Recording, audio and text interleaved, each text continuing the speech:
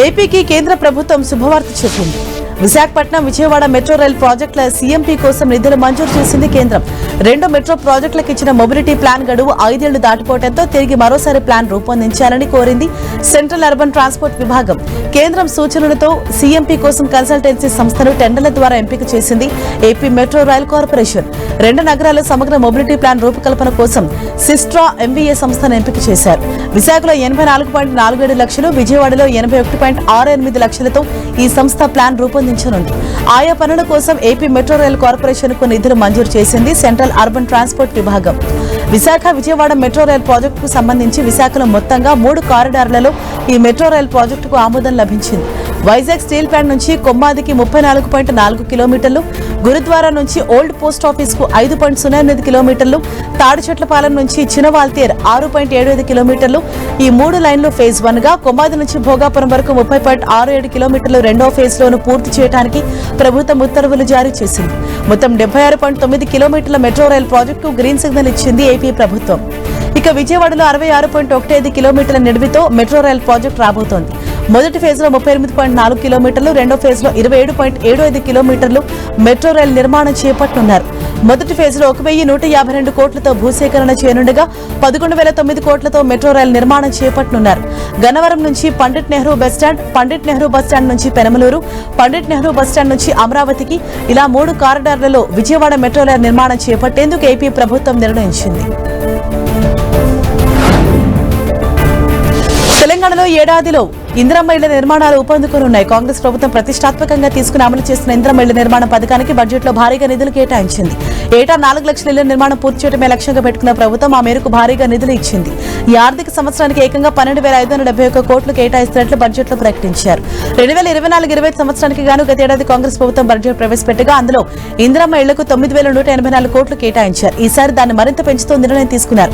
గతం కంటే 3,387 కోట్లు అదనంగా కేటాయించింది. మొన్నటి వరకు ఇందిరమ్మ ఇళ్ల పథకానికి ఎన్నికల కోడ్ అడ్డంకిగా మారింది. ఇటీవల ఆ కోడ్ కూడా ముగియటంతో ఇక ఇళ్ల నిర్మాణం ఊపందుకోనుంది. ఇప్పటికే రాష్ట్ర వ్యాప్తంగా సుమారు 72,000 మంది వరకు లబ్ధిదారులు ఎంపిక చేయగా వారికి జనవరి 26న మంజూరు పత్రాలు ఇచ్చారు. అందులో నుంచి పలు ఇళ్ల నిర్మాణాలు ఇప్పటికే ప్రారంభమయ్యాయి. అయితే 2వ విడత కోసం లబ్ధిదారుల ఎంపిక ప్రక్రియ కొనసాగుతోంది. ఎట్టకేలకు బడ్జెట్ లో కూడా భారీగా కేటాయింపులు జరగడంతో ఈ ప్రక్రియ మరింత వేగవంతంగా చేసేందుకు ప్రభుత్వం సన్నాహాలు చేస్తోంది. అనుకున్న సమయంలోగా లబ్ధిదారులు ఎంపిక చేసి వారికి ఇళ్లను కేటాయించాలని, నిర్ణీత గడువులోగా నిర్మాణాలు పూర్తి చేయాలని ఇప్పటికే ప్రభుత్వం అధికారులను ఆదేశించింది.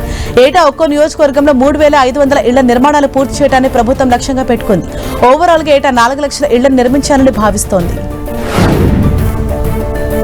ఓవైపు పెట్రోల్ డీజిల్ రేట్లు మండిపోతున్నాయి. మరోవైపు ఎలక్ట్రిక్ వాహనాల రేట్లు తగ్గడం లేదు అనుకునే వారికి గుడ్ న్యూస్. మరో 6 నెలల్లో పెట్రోల్ వాహనాలకు సమానంగా ఎలక్ట్రిక్ వాహనాల ధరలు అందుబాటులోకి రాబోతున్నాయి. ఈ విషయాన్ని కేంద్ర మంత్రి నితిన్ గడ్కరీ తెలిపారు. ఢిల్లీలో 32వ conservation India smart cities India ఎక్స్పోలో ఆయన పాల్గొన్నారు. ఈ సందర్భంగా వచ్చి 6 నెలల్లోపు దేశంలోని పెట్రోల్ వాహనాల ధరలకు సమానంగా ఈవీ వెహికల్స్ ధరలు ఉంటాయని చెప్పారు. స్వదేశీ ఉత్పత్తి, కాలుష్య నియంత్రణ వంటి అంశాలే తమ ప్రభుత్వ విధానమని గడ్కరీ చెప్పారు. దేశాన్ని 3వ అతిపెద్ద ఆర్థిక వ్యవస్థగా మార్చాలంటే మౌలిక సదుపాయాలు మెరుగుపరుచుకోవాలని అన్నారు. నాణ్యతతో కూడిన రోడ్లు నిర్మించడం ద్వారా లాజిస్టిక్స్ ఖర్చులు తగ్గించుకోవచ్చని గడ్కరీ తెలిపారు. దేశ ఆర్థిక వ్యవస్థ భవిష్యత్తు ఎంతో బాగుంటుందని, ప్రభుత్వం స్మార్ట్ సిటీలు, స్మార్ట్ రవాణాకు కట్టుబడి ఉందని తెలిపారు.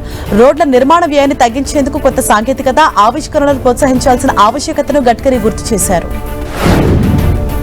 ఏపీ ప్రభుత్వం నిరుద్యోగులకు శుభవార్త చెప్పింది. ఏపీ ప్రభుత్వ skill development and training department ఆధ్వర్యంలో SEEDAP DDU GKY skill training centre ద్వారా నర్సింగ్ అభ్యర్థులకు చక్కని అవకాశం ఇస్తుంది.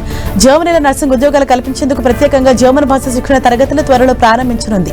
6 నుంచి 9 నెలల పాటు ఉచిత శిక్షణ, ఉచిత భోజన వసతి కల్పిస్తారు. ఈ అవకాశాన్ని ఉపయోగించుకున్న అభ్యర్థులు జర్మనీలో ఉద్యోగం పొందవచ్చు. జర్మనీలో నర్సు ఉద్యోగాల కోసం అర్హులైన వారికి శిక్షణ ఇవ్వనున్నట్లు రాష్ట్ర skill and training department SEEDAP తెలిపింది.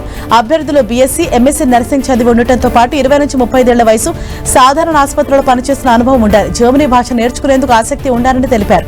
ఈ నెల 24 నుంచి విజయవాడలో శిక్షణ తరగతులు ప్రారంభమవుతాయని ప్రకటించారు. ఈ ఉద్యోగాలకు ఎంపికైనట్లయితే జీతం నెలకు 2,40,000 నుంచి 3 లక్షల వరకు ఉంటుందని చెప్పారు. తెలంగాణలోని కాంగ్రెస్ సర్కార్ మహిళా స్వయం సహాయక సంఘాల అభివృద్ధికి అనుగుణంగా చర్యలు తీసుకుంటోంది. అందులో భాగంగా బడ్జెట్లో మహిళల అభివృద్ధి కోసం స్త్రీ శక్తి పథకం కింద 20,000 కోట్ల రుణాలు అందించనుంది. వీటితో పాటు స్వయం సహాయక సంఘాల మహిళలకు ఏటా 2 చీరలు కూడా ఇవ్వబోతున్నట్లు డిప్యూటీ సీఎం భట్టి విక్రమార్క స్పష్టం చేశారు. రాష్ట్ర వ్యాప్తంగా 63 లక్షల మంది లబ్ధిదారులకు ఈ చీరలు పంపిణీ చేసేందుకు ప్రభుత్వం సన్నాహాలు చేస్తోంది. ఒక్కో లబ్ధిదారుకు 2 చీరలు చొప్పున పంపిణీ చేయనుంది. ఆర్థిక అంచనాలు, తయారీ విధానంతో పాటు లబ్ధిదారుల వివరాలు ఇవ్వాలని రాష్ట్ర పేదరిక నిర్మూలన సంస్థ సెర్ప్ నుంచి సమాచారాన్ని చేనేత జౌళి శాఖ ఇప్పటికే కోరింది.